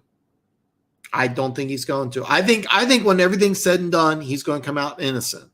That's what I believe. Funk is right at the end of the first. That's when the OTs will be going. Kansas City is going OT. They have to protect home. I haven't done my Chiefs video yet. I'm going to talk a lot about that, though. Alex, Texans price is going to be like a second round pick. Do you think Morig would be available Giants in the second round? Could Devarius Washington be available in the third for the Giants? Are they Fitzpatrick? Yes and yes. Both of those answers are yes. And Morig, I think, would be a great fit because Morig's a guy that can play strong safety, free safety, cover 2 safety, single high safety. Morig is like a Swiss Army knife. He's not the same type of player as our Darius Washington. He's not at all. He's a big, fast dude who was asked to do a lot at TCU, but he kind of underperformed. So, yes, I do think he could be available in the second round. I haven't revealed him yet, but I've mentioned him. I've mentioned him in a couple of my videos, so I don't want to go into detail. But could he be available in the second round? 100%. Yes. Could Darius Washington be available in the third round? That would be a stretch, but yes. Are they Fitzpatrick Grant? Yes, because they're smart, versatile players. Smart, versatile players. Guys like Darrisaw and Lever. Yes, you're 100% correct. I got Darrisaw going to Minnesota at 14, which is a little high, but Minnesota, I really think once they're either going to go edge rush or left tackle, and in my latest mock, I just had him going left tackle. Teams still have interest in Watson just based on playing ability. Texans won't get what they originally wanted, but they do. Look, there's teams that would be interested in giving up multiple first-round picks. All right, I'm just saying I don't think Houston wants to trade him. I think he's going to come out of this clean. I really do. Morig, I doubt it. Washington should be okay. Funk, I gotta say this, man. It's really weird. Me and you are like, last year we argued about every single pick, and almost this year we agree on almost everything. It's really, next year we're not going to agree on anything. Next year we're not going to agree on anything. I think Watson's about to get Ray Rice. He is the leading Tex, and now women say the day after Texas isn't looking good. I really think that this is propaganda, because what I've heard is that past March 16th, nothing. He didn't delete anything. Honestly, stuff Watson is crazy. It's that lawsuit filed too. Okay, here's the deal. The Houston Sheriff's Department revealed that nothing, no wrongdoings was convinced. So they're trying to sue the Houston Police Department. To me, it just sounds like a wild haymaker because they're trying for a payday. But listen, you're down there. You know more than I do. I'm in the Kansas City area, so I have to trust what you're saying. From what I'm seeing on ESPN, he's actually going. They just keep throwing more and more at it, but nothing's sticking. That's what it seems like to me. Feed us more Mike and Kyle and cousin Dan. Okay. I kind of really want to rant on that. I really do. I'm going to pause it. Okay. Yeah, Watson is leading stuff on Instagram to women doesn't look good at all. Okay, I'm good point, Funk, but I'm gonna keep going on. Nobody's going to trade multiple first for Watson now when they could have 2 months ago. Funk, the old me Snell's done. You have isn't your cousin or brother-in-law is with a lawyer, so you have to tell me. You know more about the legal system than I do. So I don't see Watts playing in the league. If any, yes. Okay. If he's guilty, he's not playing this year. All right. Let's get that out of the way. If he's guilty, he's not playing this year. I don't think he's going to be. I really don't think he's going to be. All right. Dustin disagrees. I'll be laughing at the Texans draft a QB. They could. If Kellen Mond's available, I think that might be the pick. 445. Sorry about that, Pete. Dude, they're superstar bros. They can literally get away with murder and still playing the league. Cough. I forgot about that. I did forget about. I'm behind on comments. So, Texans draft QB. They already traded Watson for high pick. They're just going to go best player available, in my opinion. I think they are too.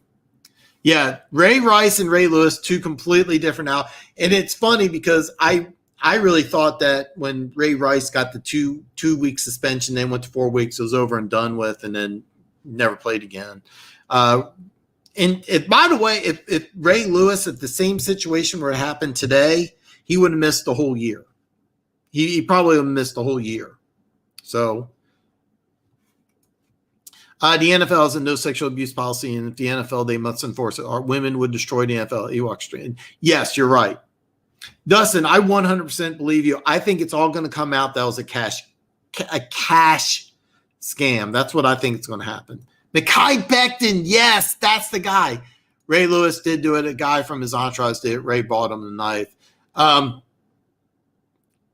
Yeah, I do agree with that. Ray Lewis was a lot more involved with that. Okay, so I'm just gonna, but yeah, I knew it was Pete. I love the logo, man. It's awesome. Glad you're here, brother. Evidence Ray Lewis was circumstantial, from what I understand. I'm not going to go into too much detail. Hollins, the safety from Oregon, who sat out. Jamon Davis, I think, ran like a 4.4 something. He had a crazy pro day.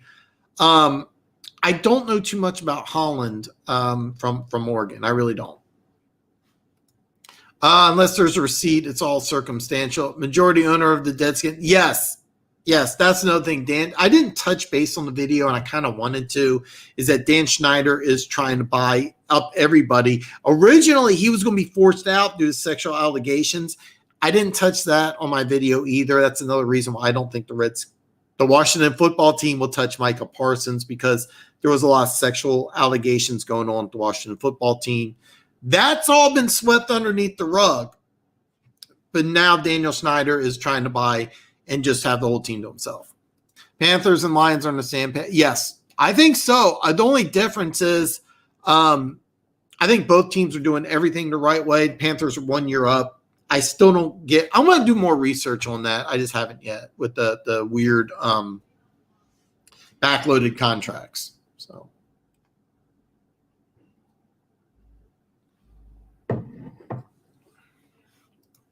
Elijah Molden and Devarius Washington, second and third. Elijah Molden would be great, and I don't know if he lasts that long. I like Elijah Molden a lot, and I think, and the reason why is that again, multiple positions, smart guy, special teams player. Elijah Molden's one of my favorite players in the draft. Darius Washington, I don't know if he lasts the third. That's the only problem I have. Tevin. Oklahoma State, Tevin Jenkins, available in Giants in second round. Man, maybe. I'm not done with my first round mock draft, so I don't want to reveal anything. But he could be available. The thing is, though, if I think if the Giants drafted Jenkins, they would move him to guard. That's what I think. That's my opinion. I think they're set on tackle. So if they draft Jenkins, they would move him inside the guard. And some people think that his best position's guard. I'm not going to go too much further because I haven't finished my mock draft yet. Gary, the Giants could get one of those two. Not a lot of hype around those two. Those two are legit. Giants would do well to grab one. I agree. I will say this, because they used 2 picks on draft. They used the first and the third last year on tackles, including the 4th overall pick. Okay. I don't think they dip back in the tackle, but could they draft Jenkins, move him inside guard? Absolutely. And the lady went to jail and the player's back. Yeah. No, dude. She ended up stabbing her boyfriend, and she's in jail for like attempted murder. And like it was a nightmare of what happened. The prosecuting attorney, he was apparently trying to run for governor, and this was like, anyway, long story short, he got disbarred. She's in jail. The players, some of them didn't return. Not everybody returned. Some of them didn't. A couple of the guys said, "Look, we're lucky. We have a lot of money. We were able to get good attorneys. Not everybody can do this." And I think the same thing's going to happen with Deshaun Watson. I think Deshaun Watson, I think it may be a while, but I think Deshaun Watson, when everything's said and done, is going to be like, "Hey, look, they tried to get money out of me. I said no. They drug my name through the mud." I think that's what I think. So I think so too. Dustin, you can look up the court case, and if I remember correctly, Ray admitted to buying it from a flea market or something like that. I don't remember. I'm not. Ray Lewis. If this happened today to Ray Lewis, he probably wouldn't have played at least that year. And there was a lot of weirdness that went around. So that's odd. He got off. Ray's always been a smart guy, though. Dude had plan made, doesn't make off free. I kind of want to rant about this, but I'm about 20 minutes behind on 15 minutes behind. Yeah, it is Pete. Isn't it? I love the new thing, Pete. I'm spitting here. I'm all excited. But could the Texans be said, Watson keeps on? No, I don't think so, because the Texans have to do a bunch of damage control on their own end, because right now the prosecuting attorney is trying to sue Deshaun Watson, now apparently the Houston Sheriff's Department, the Houston Texans, and the NFL. And it sounds like they're just throwing stuff out there. So Ray's friend did the whole self-defense thing because the guy lost his life, supposedly started the whole thing. Yeah, there was a lot of weirdness around that. But bottom line, here's the truth. Ray Lewis was at the wrong place at the wrong time. And after this happened, he went to jail for a few months. Remember, he did go to jail for a few months, but he got out of jail, went right to training camp with the Ravens. Now it's the first year of Hard Knocks. And he did what a lot of people do when they get out of jail, praise Jesus, I'm a changed person. But the thing is, 20 years later, he did a lot of good for the community. Did he do something wrong? I think he did, but I don't know. So that's all I'm going to say. I think me and you are on the same page, though. It's crazy. I was in jail. I have no clue what happened. It was odd stuff. It was weird. Excuse me. Yes, so many Texans free agent choose here. You guys will see in Miami Dolphins. Wow. I don't think so. I don't think so, but we'll see, man. This draft is going to be a lot of fun. It was very crazy. All the rookies go overall. Yes. Yes. Yes. This is all stuff that you are warned at. Every NFL rookie is warned about all of this stuff and much more. The NFL does a really good job on this. And that's kind of why I don't think Watson's guilty. Honestly, I think the whole situation is more face forward than people think. It's just people that either want justice or want money go. I think it's money because it's a civil suit. It's not a criminal suit. Now, look, I'm not a woman, okay? I don't know how I would react if an NFL player started putting his penis in my face. But I would like to think that I would go to the police. I would be trying to press a criminal charge. I wouldn't be, okay, I don't have my checkbook here, but I wouldn't be waving my checkbook around going, pay me and it'll go away. That's my opinion. I could be wrong. But it's public record that the prosecuting attorney went to Deshaun Watson and said, if you pay me, this goes away. And Deshaun Watson said, no. That's how I see it. All right. Sorry, I am almost behind. I'm getting caught up here. Fantasy, you can't.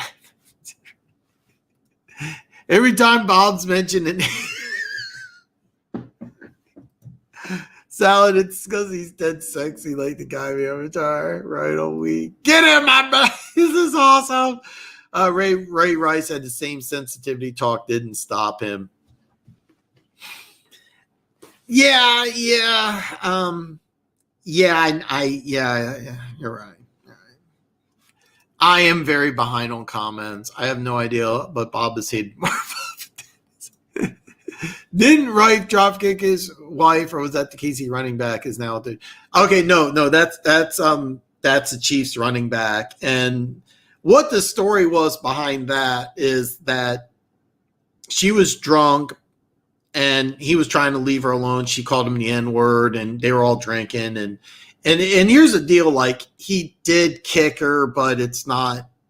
You'd have to watch the video for yourself. It's not as bad as it sounds, where you're like, he kicked her. Kareem Hunt kicked this girl when she fell down. It's not that at all. However, the Chiefs cut him because the Chiefs knew about this in advance, and they're like, look, we have to do damage control. What happened? Oh, nothing happened. And then this video came out, and they're like, dude, you lied to us. We got to release you. So, no, Ray Rice punched his wife in the elevator. And then when the elevator opened, he's like, oh, yeah, she fell down. It was goofy. When I say goofy, it was bad. But how about Morrig, Molden, Washington, Holland being available for Giants in the first 4 rounds?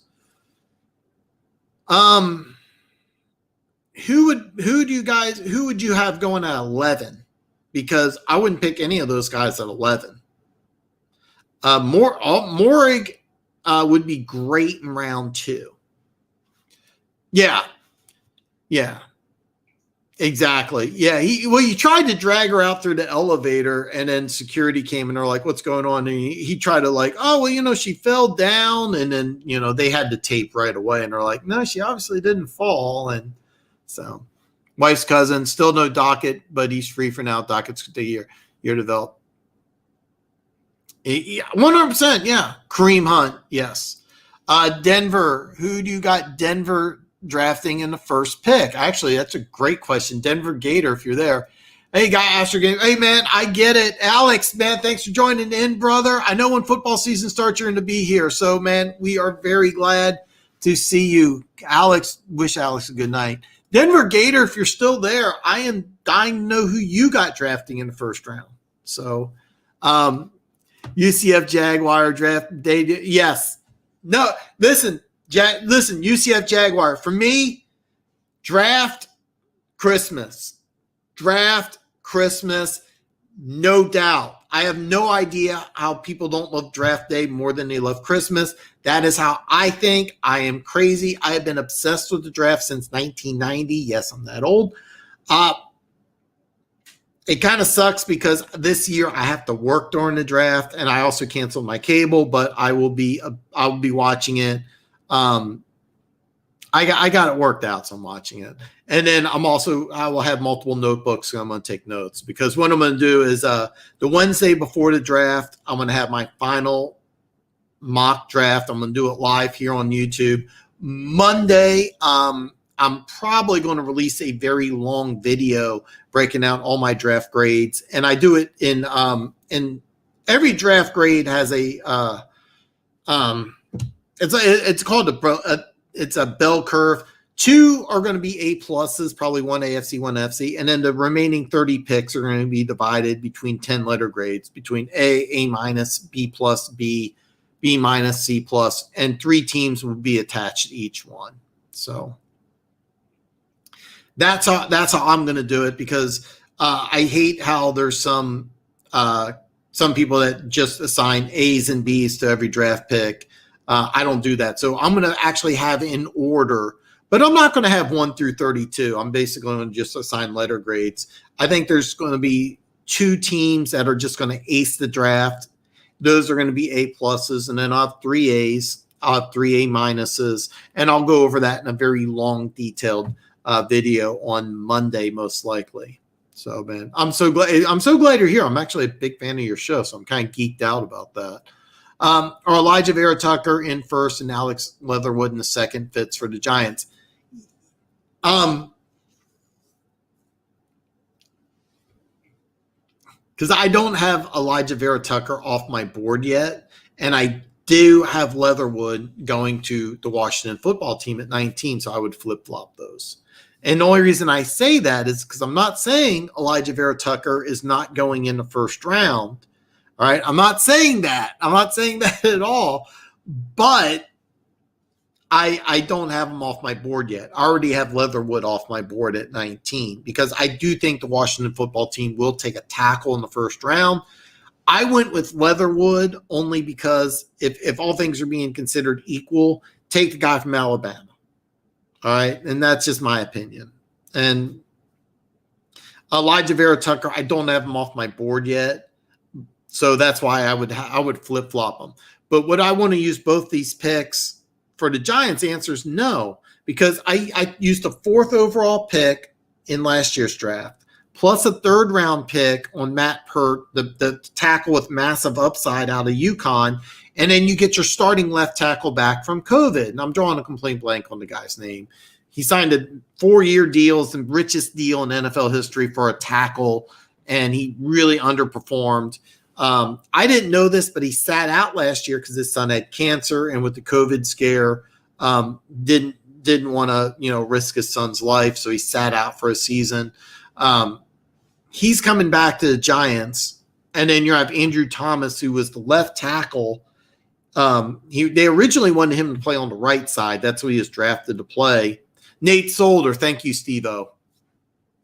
So Nate Solder is coming back. He's going to be a starting left tackle. Andrew Thomas is going to the right side. Matt Pert's probably going to be a swing tackle. So no, I don't think that that they're going to draft a tackle. Could Elijah Vera Tucker be drafted in the 2nd round and be a guard? Yeah, I could see that.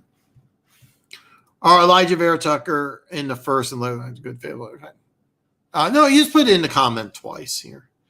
I think Giants could use a cornerback or pass. I got pass rusher, because in my opinion, the Giants with a pure pass rusher, last year Leonard Williams led the team in sacks of 11.5. They get a pass rusher. That defense is one of the best defenses in football. So Denver Gator, I think the Broncos trade up to 4, grab Fields or Lance if available. I think if the Mac Jones talk to the 49ers is a smokescreen. I agree with that. I think it's a smokescreen too. Was hoping Farley, but bad back, trade back, we draft JOK or Collins, dream back, Pitts, dream Pitt. And listen, real quick, Denver Gator, I agree with you that if Pitts gets drafted by Denver, I will probably throw up. And so will every other Chiefs fan. And me and you both agree that if Pitts goes to Denver, that's just going to suck. That is just going to suck. Nobody wants to see Pitts go to Denver. So I'm actually really surprised more you guys aren't higher on Drew Lock. Now, keep in mind we went to the same high school, so I'm going to pull for Drew Lock. He's my homer pick. But I could see Denver trading to Atlanta. I could see that. If that's the case, it's obviously going to be a quarterback. And I think it would be a mistake. I really believe that if you're Denver, you should give Drew Lock a chance. And then at 9, you could do JOK.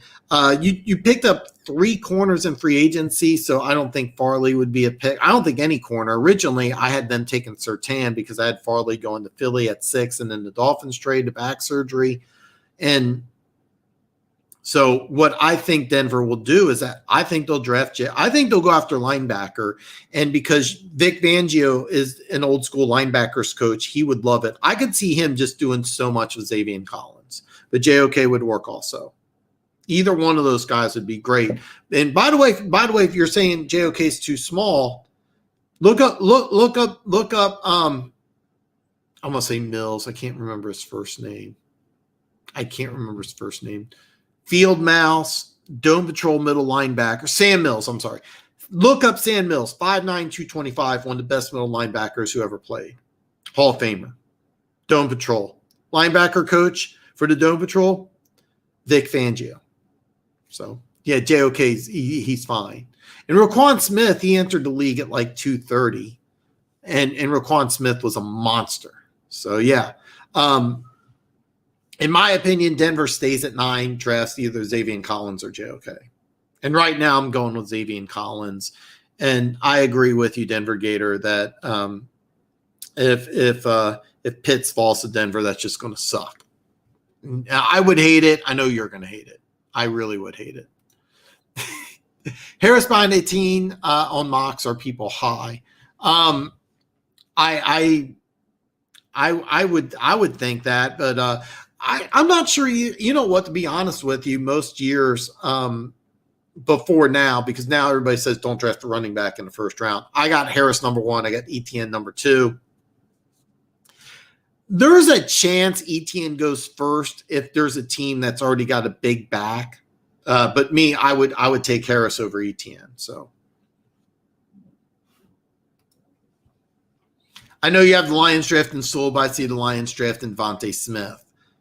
You're not alone. Hey, Pete, you're definitely not alone. 6'1", 170. A guy like Campbell, I don't see him falling in love with that. So, all right. Yeah. Yeah, I'm a big UC. Yes, I love his show. I'm geeked out about it. That's just awesome, man. You got a couple fans here. Yeah, dude. Yeah, dude. I'm a big fan of your show, so I'm geeked out that you're here, man. This is awesome. Do you think the Giants would not draft Owa? I'm sorry, I'm getting the name wrong, because of inflated pro day numbers. Okay, number 1, yes, you would draft him. The numbers wouldn't scare me at all. Here's the deal. If he lasts to the second round, he does fit his system, because here's the deal. Here's the deal with what goes on is that you're not just looking at the numbers. You're not looking at the metrics. You're interviewing the coaches. You're talking to the kid. If you talk to the kid and he comes across like a complete brick, like he doesn't have the intelligence, because the Giants do run a complex system. All right. The Giants used to, and I don't know if they do it anymore, the Giants used to give out a personality test that was over 700 questions for every player that they were thinking about drafting. And it was really long. One prospect revealed that one of the questions was a true yes or no. And it was, would you want to be a dressmaker? And the guy goes, I said no, but why are they asking me this? But there's a lot of homework that goes into taking a pick. If you draft a guy like Owa, I'm going to say, I'm butchering his name, but let's just say draft a guy like, oh, you believe that he can be used, because he would be used in a variety of different ways. You would use him off the ball. You would use him on the ball. And then it's kind of like they used him at Penn State. So yeah, I think I forget the numbers. All right. He does fit Patrick Graham. Now keep in mind, they have to talk to him. They have to like him, and they're not going to take him at 11. Okay, I'm gonna just forget. I know he had a great pro day. I don't think he's going 11. If he does, I would be very shocked, and he would have had to ace the interview. He just had to do something great. By the way, I'm like 90% sure this is going to be my pick. I got it right now, and I think I'm going to stay with it. Harris looks like he could be a 20-plus a game guy, and people think ETN. Yes, Funk. Right now, the Devil and Hitler are playing hockey. That's what's going on. Because I almost said the same thing in my video, and I 100% agree. That's why I like Harris over ETN, because if I'm drafting ETN, I'm saying to myself, I already have a running back. All right, I already got a running back. Now, it would work in Miami because Miami picked up the – damn it. They picked up the guy from the Rams, the big running back, and I'm drawing a complete blank on his name. They picked up the big running back, so Miami could have drafted ETN, but they're drafting him and saying, okay, you're just going to touch the ball 10 to 15 times a game. Harris is a guy who can handle 20 plus. Keep in mind, with the 17-game season, ETN had to bulk up to get to 215. He's not going to be able to, let's just say 17 times 15. All right, 17 times 15. Without calculator, it would be a 255. That's a lot of touches for an NFL player. That's a lot of touches for an NFL player who's 215. Harris would have no problem with that. ETN wouldn't. No, me and you are completely agreeing on everything. So, fancy fan panel, watch your mouth, analyzer taste.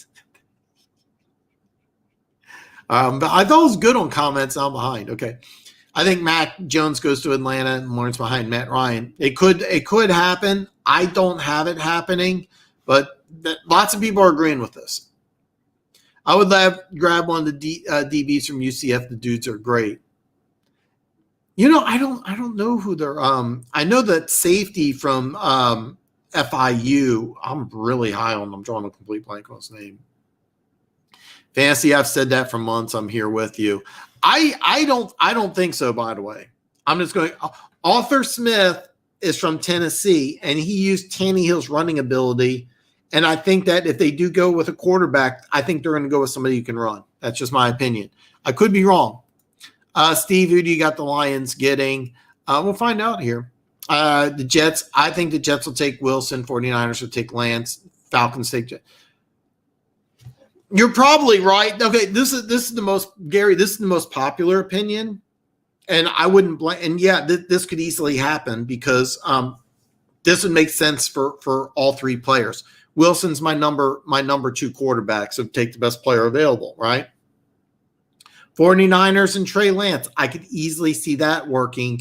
And this would work because you have Jimmy G for one more year, and you just say, hey, Lance, you're going to sit behind Jimmy G. And by NFL standards, Shanahan runs a pretty simplistic offense, but this is a guy you could have some fun with. All right? Fields is from Georgia. They might get creative and use him like a Taysom Hill role. I don't think they do, but they could. Sits for a year, maybe even 2 years, takes over, has a lot of fun. There's a lot of talent in Atlanta. But yeah, Gary, this it makes perfect sense. Sewell, if quarterbacks go 1 through 4, they're going to get Chase, Sewell, and Pitts. If quarterback falls back, if the quarterback falls, hopefully they trade back. I really want to tackle either Sewell or Slater. Hey, Steve-O, man, I'm sorry. Are you talking about the Lions or are you talking about Carolina?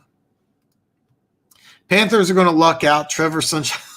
I'd rather have Jones than Lawrence Salad. T-Law, I don't see being a Lawrence. Lots of people agree with you. Sam Mills was on the Michigan Panthers last team to win a championship in Michigan.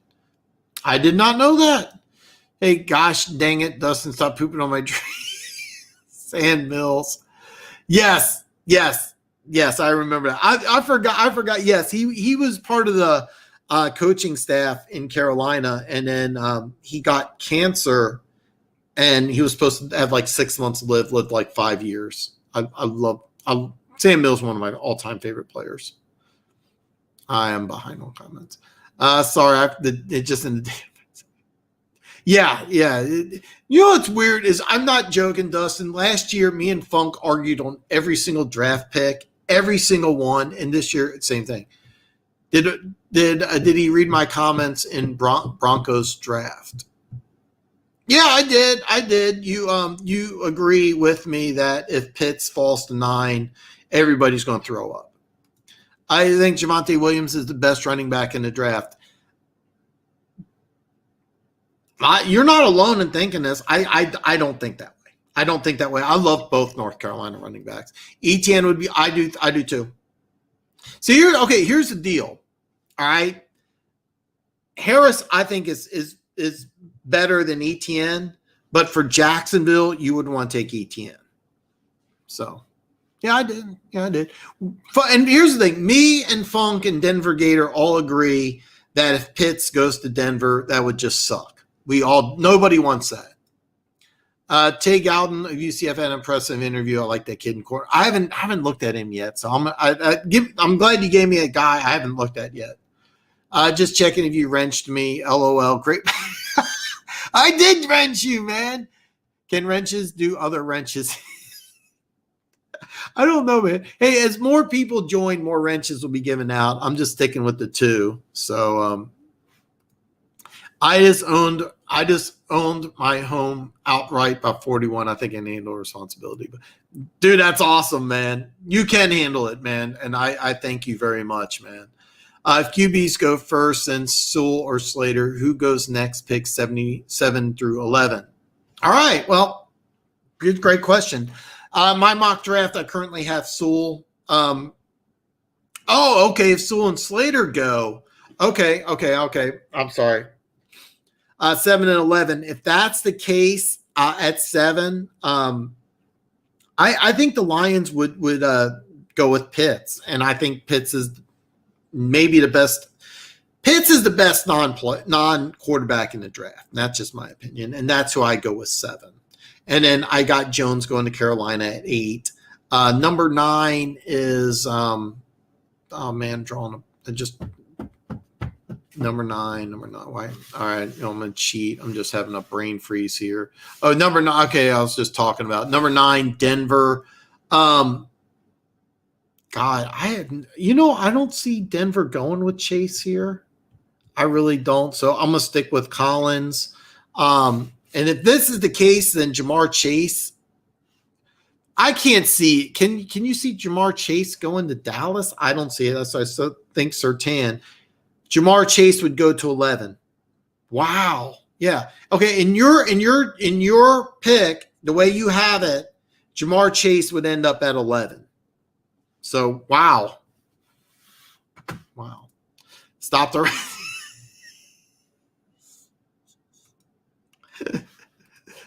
Yes. He knows. I forgot for a second. Nobody wants Pitts to go to Denver. Nobody. I don't know where you live, Salad Dodger, but I live in the Midwest where there's a Quick Trip. Quick Trip breakfast pizza is very, very addictive. So, all right, guys, I've been going for almost an hour 50. I'm going to wrap it up here. Man, this has been a great show. I've loved it. Please don't forget, give me a thumbs up. I have no idea. What I'm looking at on YouTube. I'm glad you guys like the new microphone. I am really sorry I couldn't figure out the problems with the microphone earlier. But yeah, I definitely made an upgrade on audio equipment. So, and you guys deserve it. I apologize for all the audio issues you guys have had in the past. And as far as wrenches go, more are going to come available as the show grows. So make sure you go ahead and promote this show.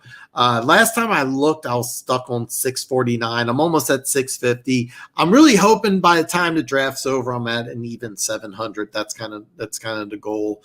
But unfortunately, as you guys know, the bigger the show gets, the more trolls will come in. That's just the way it goes. That's just the way it goes. So I mean, that's why the wrenches are out, and more wrenches will be given out. So, but anyway, that's going to wrap it up for me. Ninth show was fun. Throw in a comment for the algorithms, dude. Funk, dude. I love the Cobra Kai series. So, but anyway, fuck. All right, guys, I'm going to end it. Guys, thank you so much for joining. Check out my videos. I'm going to come out with 2021, 22. If I'm right, it's going to be Chicago, Indianapolis, and Tennessee. And then next Friday, I'm leaning towards moving it back just 15 minutes. I'll have to wait and see. I'll let you guys know before the show comes out. And don't forget, if you guys have any questions, anything comes up, and you want me to answer a question directly, always email me at thedanshow@yahoo.com. So, hey, guys, have a great night. I will see you guys back next Friday.